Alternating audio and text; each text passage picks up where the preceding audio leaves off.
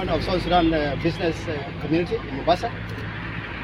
I'm sorry to say one thing here to the media crews. We did a lot of press conference, but our voices don't go out. And we trust you people, as the four pillars of journalism are concerned. Please take our voices outside there.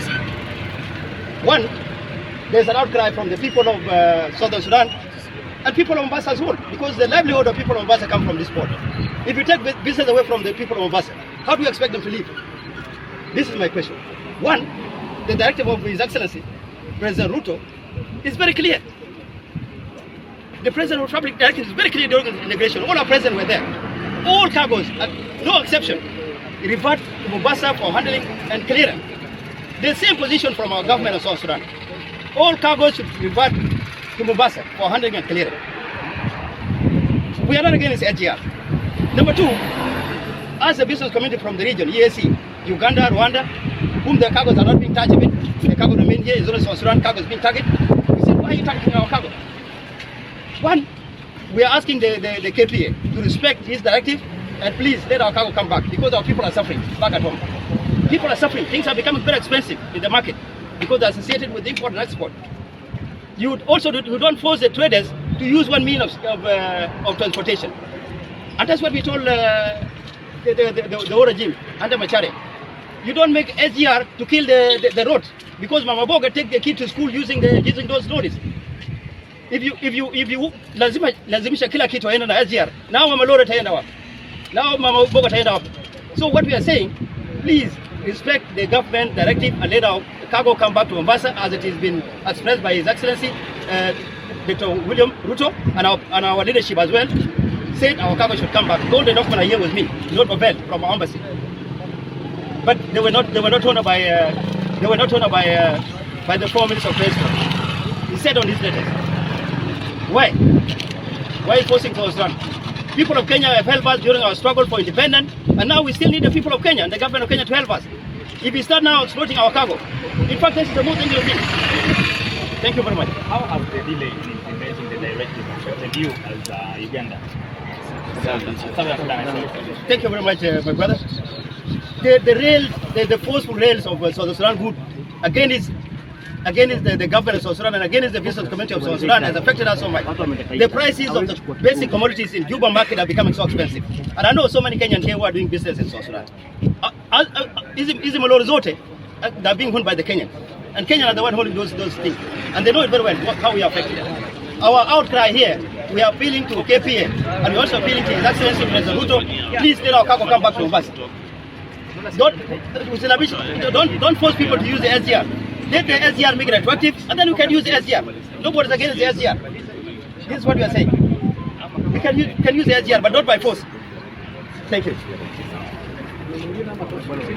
Tuko na KTA, tumeshirikiana kwa pamoja kuthibitisha na zile barua ambazo waziri anayeondoka Machari ya kusema kwamba bado hajapata ripoti yote, lakini leo ni thibitisho wazi kwamba Southern Sudan wanaumia sana, gharama imekuja juu sana kule.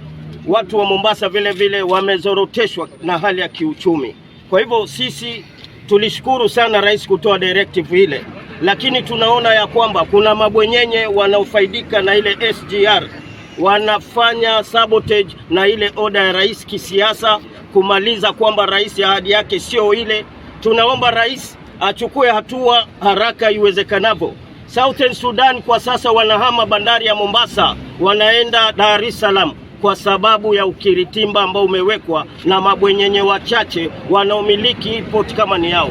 Ni matumani yetu makubwa sana rais kuchaguliwa na kuhakikisha kwamba kutakuwa na mabadiliko. Rais atilie maanani sana jambo hili ambalo limedhuru jamii nyingi kutoka Northern Corridor yote ya kutoka Mombasa mpaka Southern Sudan kibiashara, wale ambao walikuwa wanasema ni mahasla.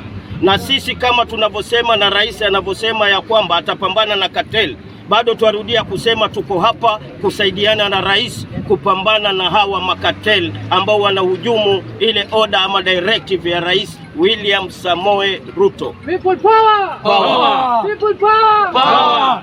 Kwa hivyo tunaomba wale makatelu nusu walobakia hapo tutapambana nao, na tunajua ya kwamba hizi CFS ambayo iko Nairobi ama zile container zinaenda Nairobi zinaenda kwa mtu binafsi ambaye anajulikana na kila mtu. Hatutaogopa kusema, tutaongea na tutahakikisha ya kwamba Mombasa imerudi tena katika hadhi yake ile ambayo iko. Asanteni sana. We are here together with other people stakeholders. We have Kenya Transporters Association.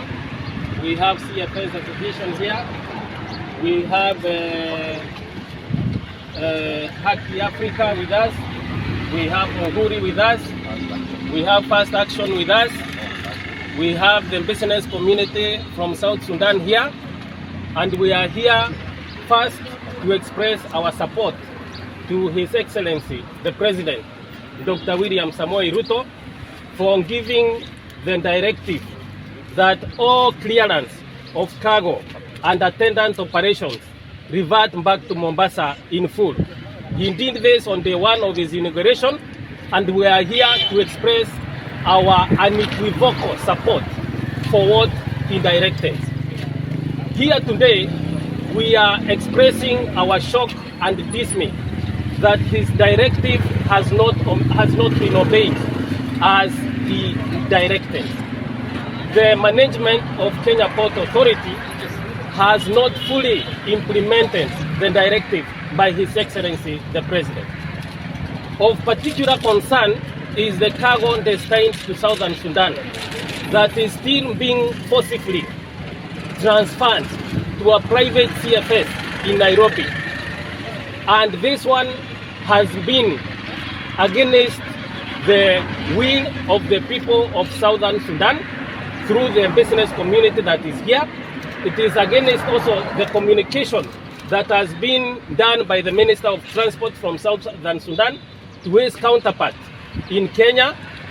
And the parliament in Southern Sudan has also discussed this matter about cargo going to a particular CFS in Nairobi, NFT, and directed the minister to write to the Kenyan government requesting that all the cargo be cleared from the port of Mombasa, because the continued transfer to NFT and clearance from there to Southern Sudan is bringing about rise in commodity prices in Southern Sudan, what we call in economics inflation.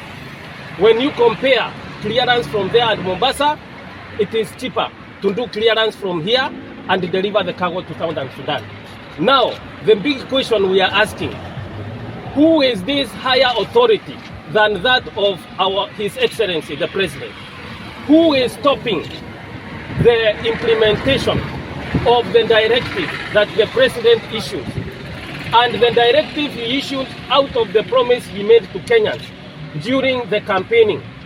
And it is the hustlers, it is the mamamboga, it is the bonda people, it is the small business community that elected him, and he promised them that he is going to bring back the port of Mombasa.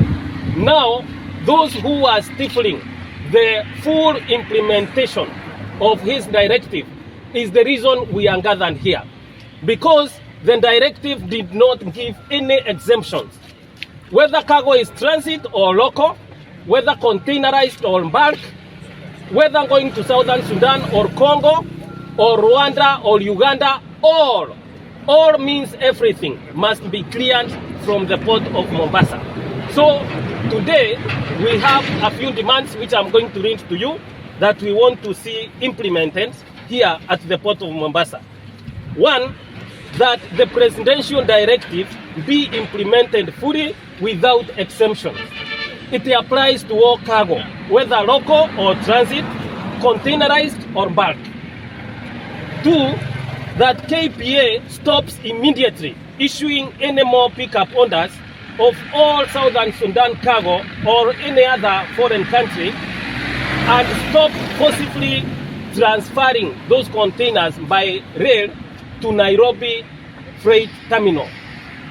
Three, that KPA and any other stakeholder be restrained, particularly the shipping lines, from introducing any new charges for cargo nominations by importers as directed by the President, whether the nomination is done at the port of loading or here at the port of destination. Last, and this is very important, those people with the audacity to defy the directive by the president, who is the commander-in-chief of the defense forces of Kenya. The authority bestowed in that office is by Kenyans who voted for him. So we want to request His Excellency the President to form a task force to investigate and make recommendations on how to manage and make the port of Mombasa more affordable, efficient and competitive, because as it is now, the port is being held hostage by those currently defying and disobeying his orders.